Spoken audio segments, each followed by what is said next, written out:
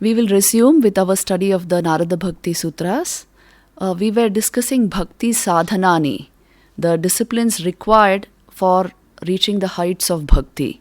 So in this, a number of points have been outlined from the Narada Bhakti Sutras, and the insistence is on practicing devotion, practicing devotional exercises so that we come to understand the very peak of the Bhakti experience, the higher bhavas of bhakti. So for this, what is it that Sage Narada outlines? Let us proceed further. We were on Sutra number 47. Yo vivikta sthanam sevate, yo lokabandham unmulayati, nistray gunyo bhavati, yo yogakshemam tyajati.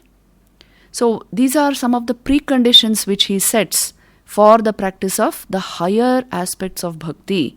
What does he say? The one who aspires after this level of bhakti resorts to a solitary and pure place, because obviously a solitary place gives us the occasion for sadhana, for a quiet mind, and then roots out his bondage to the pleasures of the three worlds. He gets free from the effects of the three gunas and gives up all ideas of acquisition and preservation. So here he is giving us a few points which we must internalize and try to understand. The state of mind required for the higher states of bhakti is, first of all, a proper ambience around us, which is a solitary place, which has very positive, good vibrations. That is why sadhaks have always resorted to temples or places where they can easily meditate. And then what does the sadhak do? He roots out his bondage to just gross pleasures of the three worlds. Because when you have a very high aim, you can't afford to just get caught in the little pleasures of life. So he removes his mind from that and aims at the highest realization of bhakti, and then he gets free from the effects of the three gunas also. Because finally all three gunas are binding. Although rajas is required to overcome tamas, sattva is required to overcome rajas, but even sattva is finally to be transcended. But primarily we must aim at a sattvic life so that these bhavas, these higher aspects of bhakti become natural. Please remember this, that without the cultivation of sattva, one will not even understand what bhakti is, and the bhakti sanskar will not grow. So for these reasons, all these points have been given. He gets free from the effects of the three gunas, and he gives up all ideas of yoga kshemam. He does not bother about it. Even in the Bhagavad Gita, this expression is used. What they are trying to say is, he does not take his own concerns so seriously, his own ego so seriously. He depends on the Lord.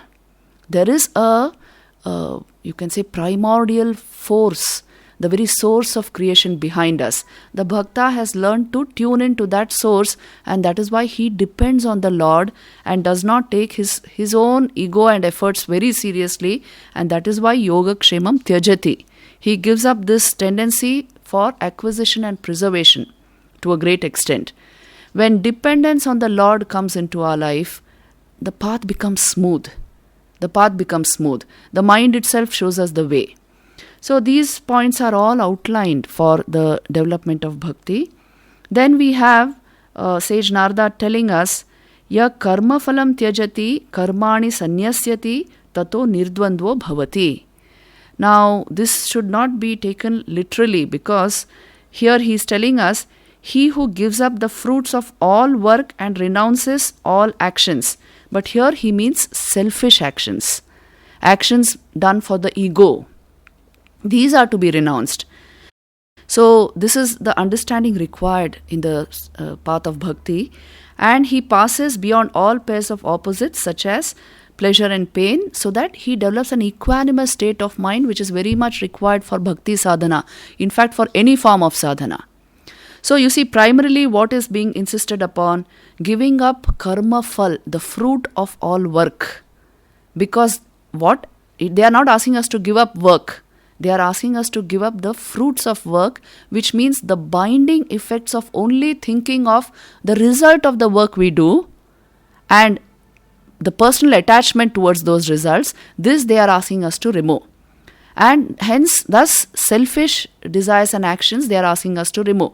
Those which are done purely for the ego, those which are done purely for material purposes and for the satisfaction of the ego, those are the things which they are asking us to shake off, so that the sadhak is able to make his mind extremely pure in his devotion to the Lord. Those actions which are conducive to bhakti, which are meant as a service to the Lord manifest in all beings, they have to be performed. This is to be always remembered. No scripture is actually telling you to run away from action. Action is the starting point of all welfare. Action is the starting point of growth. They are asking us only to give up the small way of thinking when it comes to action, attributing all results to oneself. That thing has to go. This is what they are telling us. Tato nirdvando bhavati. And consequently, as a result of this, the sadhak will become nirdvandva, which means he goes beyond the pairs of opposites. See, the usual tendency of the mind is to function in the dual mode. What is this duality? It is to do with the sense of right and wrong, good and bad, pain and pleasure. All our thinking happens in this dual mode. Now they are asking us to put this dual mode aside, so that an equanimous state of mind is generated, through which action performed will become an offering at the feet of the divine. So this is the karma phala tyag which even Bhagavad Gita speaks of. This takes us very close to the very essence of devotion. So let us remember this. They are not asking us to give up action, but they are asking us to give up the fruit of action attributed to the ego. That is to be renounced. Further on, sage Narada enumerates, you see, yo vedanapi sanyasyati kevalam avachinna anuragam labhate. He who gives up even the rites and ceremonies prescribed by the Vedas and obtains unintermittent hankering for God, he is the bhakta. Here, what is meant by giving up the rites and ceremonies of the Vedas is to give up the karma kanda.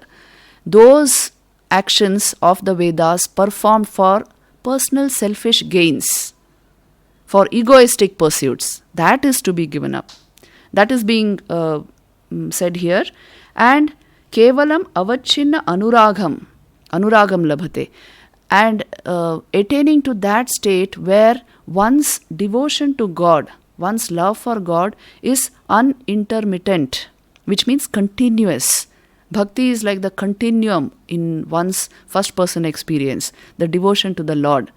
See, when this state of mind is generated, no matter what action we are performing, what we are doing with the senses, with the mind, there will be a current of divinity flowing in our subconscious. Bhakti generates this. Not that exactly you are taking the name of God, but the feeling of devotion is ever persistent in the mind. So that is why all these disciplines have been said. If we are just caught up with the ceremonial part or the rites of the Vedas, the karma kanda of the Vedas, we will lose this nature of the mind. And that is why he says, go beyond that and obtain unflickering devotion to the Supreme, and that will take you very far in the life of bhakti. So this is what he says next. You see, sa tarati sa lokan starayati. He himself crosses, indeed, he crosses this maya and he carries also the world across it. One who himself goes forth in this manner and crosses the plane of transmigratory existence, he is able to liberate others also. He is able to take across others also.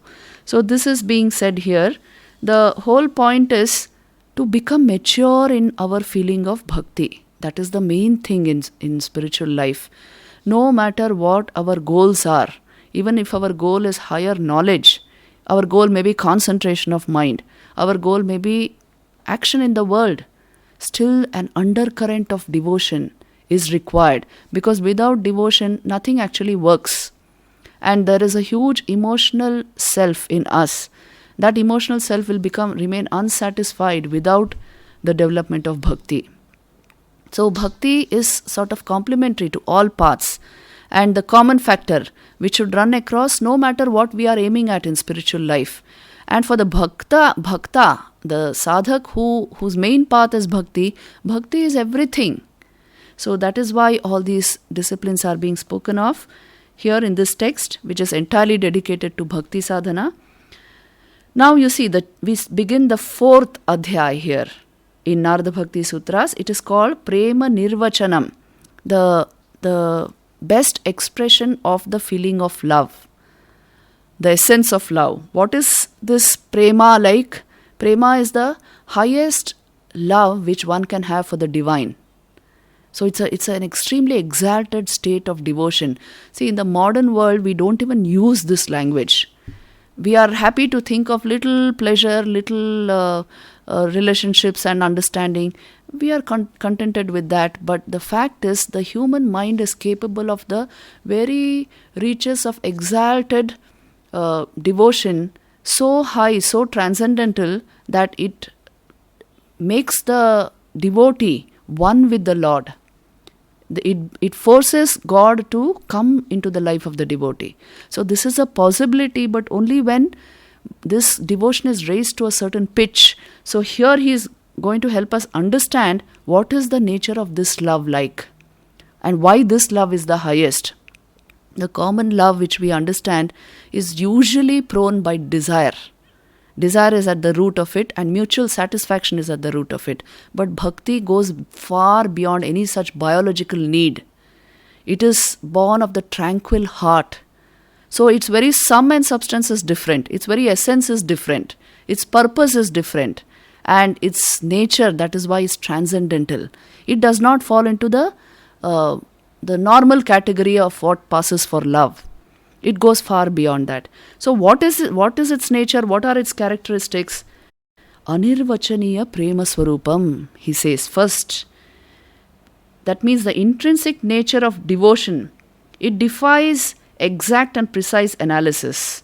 It is anirvachaniyam. And it even defies definition or description. Because language is bound.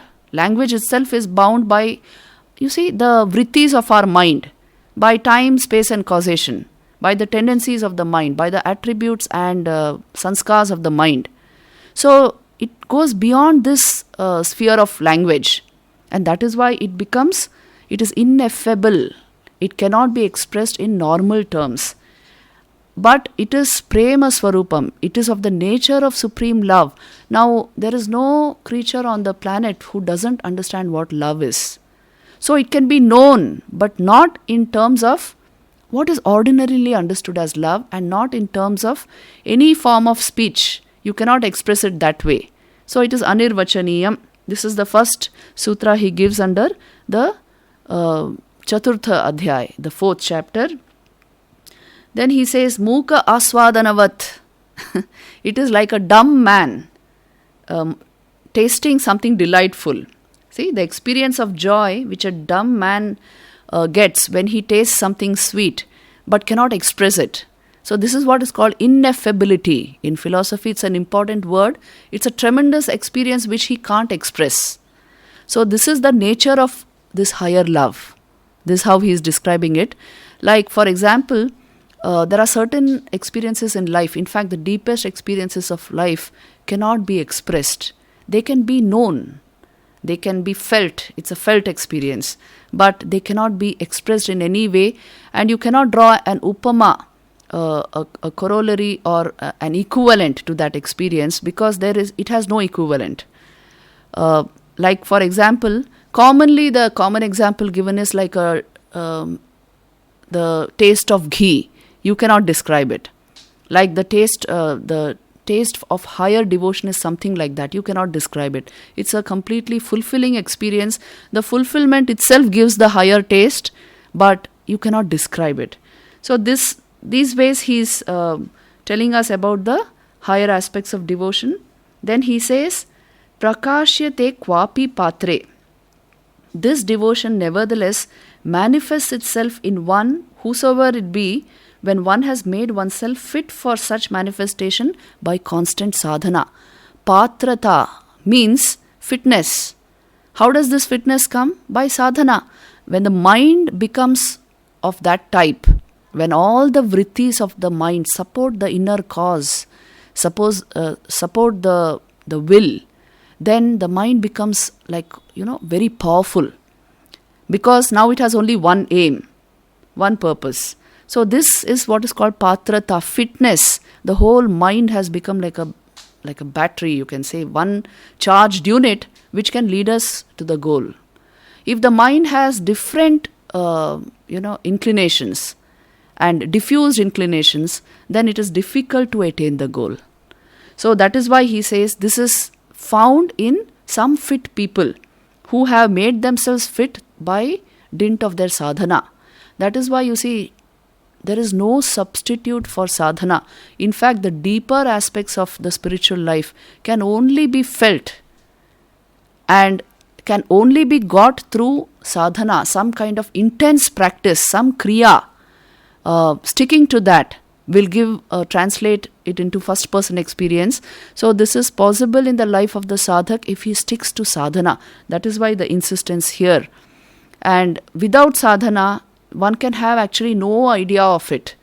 That is why all great sages and saints have insisted that may I only have that understanding which is born of prayer, which is born of spiritual practice.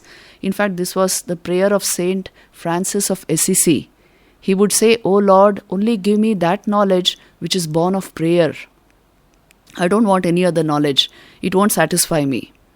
So this is the whole point. Then he says, Gunarahitam kamanarahitam pratikshana vardhamanam avicchinnam sukshmataram anubhavarupam. See, because we are talking of prema nirvachanam, the characteristics of the divine love, it is gunarahitam, devoid of all attributes. Kamanarahitam, it is devoid of all selfishness and desire. Pratikshana vardhamanam, ever increasing. Every second, with every experience, it tends to increase. And avicchinnam, it is without break, it is continuous. Sukshmataram, subtler than the subtlest. And anubhava rupam, it's a felt experience. It is not a thought, it is not a vritti of the mind, it is not a concept, it is not some kind of a reflection. It is a felt experience with the sadhak. So this is the most important thing about bhakti. It comes as a first person experience. So you see, the meaning of this very important sutra here is, devoid of all attributes and free from all characteristic tendencies to selfish action, bhakti is of the nature of a homogeneous and integral subjective experience, subtler than the subtlest, manifesting itself automatically in the wake of the fulfillment of certain conditions and expanding every moment. So this pratikshana vardhamanam is what gives delight and satisfaction to the sadhak. We discussed this earlier, that the path is also sweet. The goal is sweet, but the path is also sweet, because the control, the nature of devotion, the nature of the sadhana of bhakti is itself very sweet. So there is no strife and struggle and stress in bhakti sadhana. That's why it is the most common path. And its nature is, you see, sukshmataram anubhavarupam. And every second it goes on increasing. Because, the same vrittis keep getting modified into better and better bhavs. And until they reach a point where the essence of the divine is reflected in the mind of the bhakta. So he actually imbibes that essence. He becomes like godly. He becomes like God, so he becomes godly. This is the way to divinize oneself. In fact, in bhakti scriptures, they will say what is mukti like. Mukti is sarupya, samipya, sayujya, which means when one becomes like the Lord. Sarupya, he gets the very form, the very expression of the Lord on his face. Samipya, now he is in his own realm, as it were, in his own loka. And sayujya, yoked to him, verily in united in mind with the Supreme Lord. So this is the nature of the mukti in devotional sadhana, in the path of devotion, when one becomes godly, imbibes totally the essence of the bhav of Bhagavan, the nature of the Supreme Lord. So all this has been, these are all sutras, but they encompass a whole lot of information. That is the very nature of the aphorism. So all this has been put here in these forms. Then the 55th sutra says, Tat prapya tadeva avalokayati, tadeva shrunoti, tadeva bhashayati, tadeva chintayati. So having got that, what becomes the tendency of the bhakta? Attaining that, one sees and hears only that, and one talks and thinks only of that. See, it becomes the most precious thing in one's life. Obviously, attaining some level of higher devotion, one verily sees and hears only that. No more is the mind distracted. See, the very nature of love is, it is a unifying force. The entire pranic energy comes together, becomes one naturally. And thought, emotion and will come together. So it's a complete experience in itself. And there is nothing like training in love. When you fall in love, it's a completely unifying experience. So when one loves the Supreme with this devotion, he sees and hears only that, talks and thinks only of that. And not with any struggle or stress, not with a will. It is a spontaneous, natural thing that he will do. Because of the power of bhakti. It's the most unifying factor in the human experience, and that is why the bhakta experiences states like these. Then he says, Gauni tridha guna bhedat artadi bhedat va. We discussed initially that they have given us two levels of bhakti. One is called the para bhakti, and that is the most mature level of bhakti, and the second is what is called apara bhakti, the immature level of bhakti.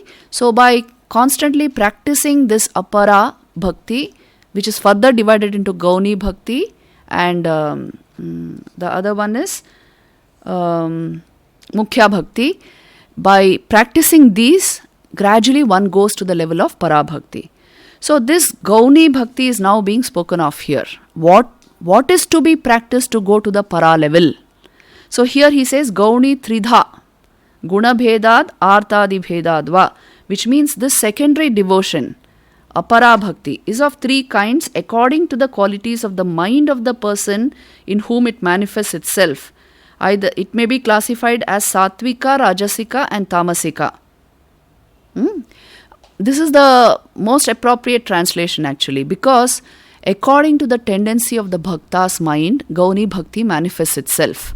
There are also Tamasika Bhaktas, those who are adamant about certain things, not easily changing, slowly moving on the path. There are Rajasika Bhaktas also, who gather a whole lot of paraphernalia for worship, who are doing worship with great pomp and show. And there are Satvika Bhaktas also, whose devotion is so intense within themselves, they are satisfied with little. But the intensity of flow towards the divine is immense. So all these three types of devotees are there according to the gunas of their minds. So that is why he is saying this secondary apara bhakti can be divided based on these gunas. So then what is the point of this? Why is he making this statement? It is just to tell us that bhakti should, as we grow in bhakti, it should become more and more sattvic. Without sattva, there is actually speaking no continuous bhakti. If there is sattva, there is no lack of bhakti. So it is very, very important to first cultivate this primary quality. What does sattva mean? Sattva means luminosity, it means purity, it means clarity, bringing this to our mind. By a certain discipline of the senses, the beauty of the bhakti sadhana is you don't have to actually give up anything. All you have to do is turn your senses and mind towards God. So you see holy things, hear bhajans, with our hands, with the faculty of touch, we do worship of the Lord. with all our faculties of perception, we are only using it for the worship of the divine. When we learn to live like this, what happens? See, it's our sense perceptions which create the thoughts in our mind and also our memories. So all our thoughts and memories get purified. They become very, very sattvic as a result of this natural and spontaneous sense control which the bhakta practices just by turning his senses towards the Lord. Just by that, he purifies his mind and the vrittis of his mind. So now his thoughts are also divine. So this is how one manufactures the sattvic life. What we eat, what we see, what we hear, what we know, everything should bear the touch of sattva. Then we can be assured that the mind will function sattvically, which means the mind will be imbued with sattva. This is a necessary precondition for higher forms of bhakti. Otherwise, our bhakti will be intermittent. Our bhakti will not be spontaneous and natural. Our bhakti will be stressful and it will lead to confusion. So sattva is the primary requirement, and thus Gauni Bhakti gradually matures into Parabhakti. Then he says, Uttarasmat Purva Purva Shreyaya Bhavati. Each preceding one conduces better to the highest good than the one succeeding. Obviously. This is what we discussed, that Rajas is superior to Tamas, but Sattva is superior to Rajas, and hence Sattva is to be cultivated. Then he says, Anyasmat Saulabhyam Bhakto. This devotion is more easily attained and recognized than Parabhakti. Yes, Aparabhakti, there is some level of expression there. It can be easily identified, it can be expressed and easily attained also. Yes, because it is the primary step towards the development of Parabhakti. So, Aparabhakti still can be expressed. You can express it through devotional talk, through music, through art forms. In so many ways it can be expressed. But Parabhakti is truly inexpressible. It goes beyond all expression. Then he says, Pramana antarasya anapekshatvat swayam pramanatvat. Because the nature of the higher love is it does not depend on any other proof, it itself being self-evident. See, when there is true love in the heart, do you require any other proof that you have loved? No other proof is required. It is self-evident. The satisfaction it gives, the fulfillment it gives, that itself is proof of bhakti. That itself is proof of love.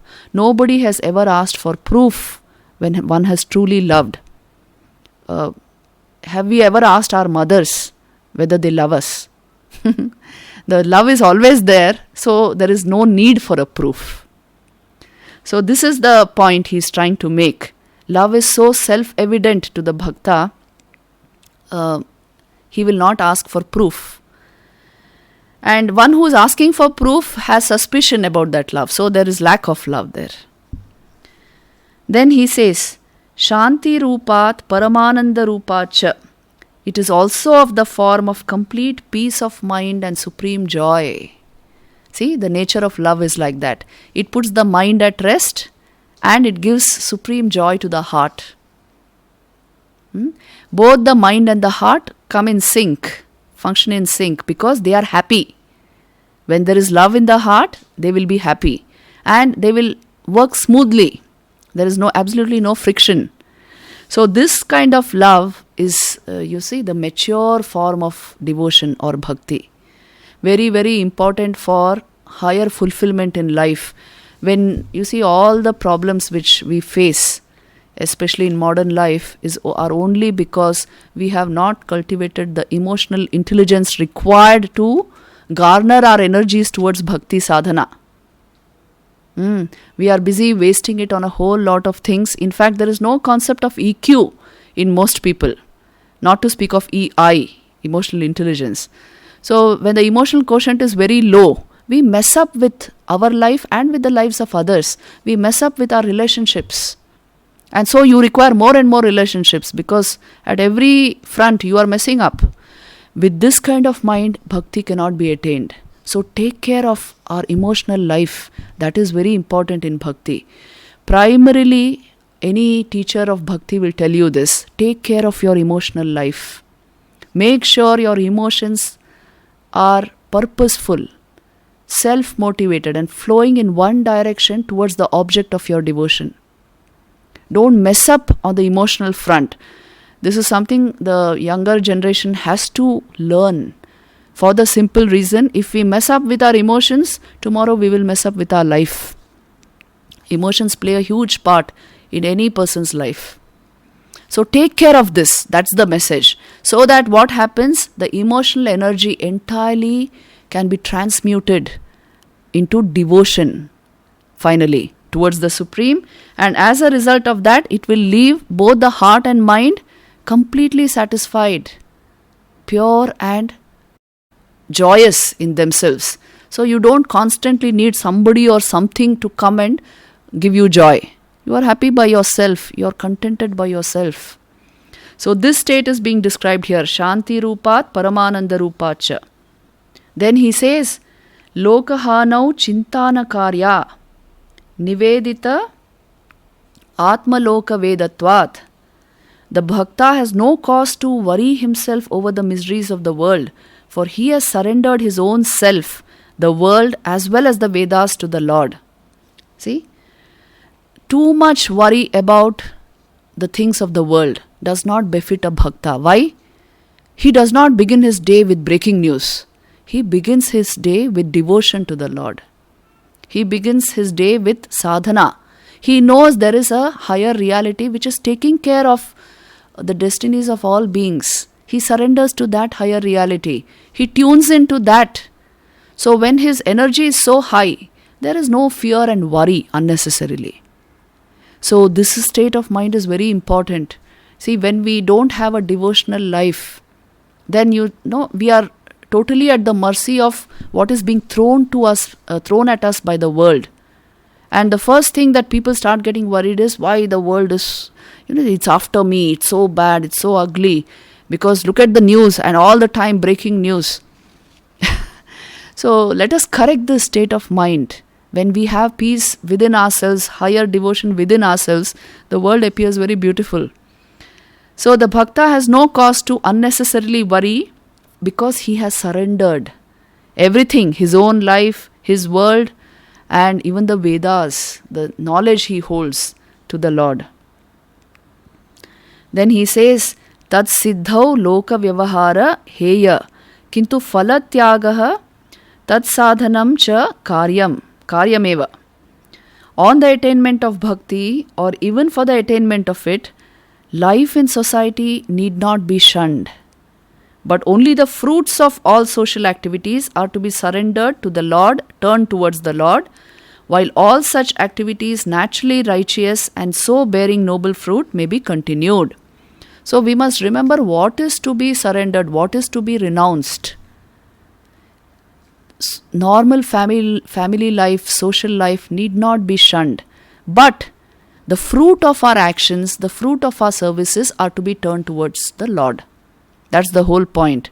If I can serve my own family in the spirit of devotion, thinking of them as representatives of the Supreme around me, then that very service gets divinized into something very high.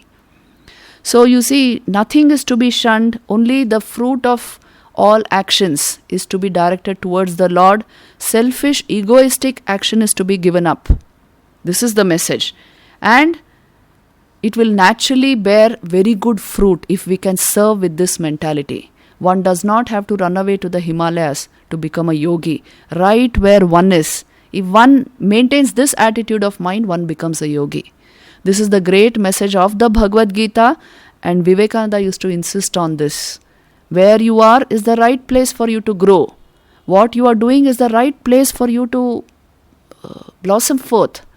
So with this attitude of mind, let us work right where we are.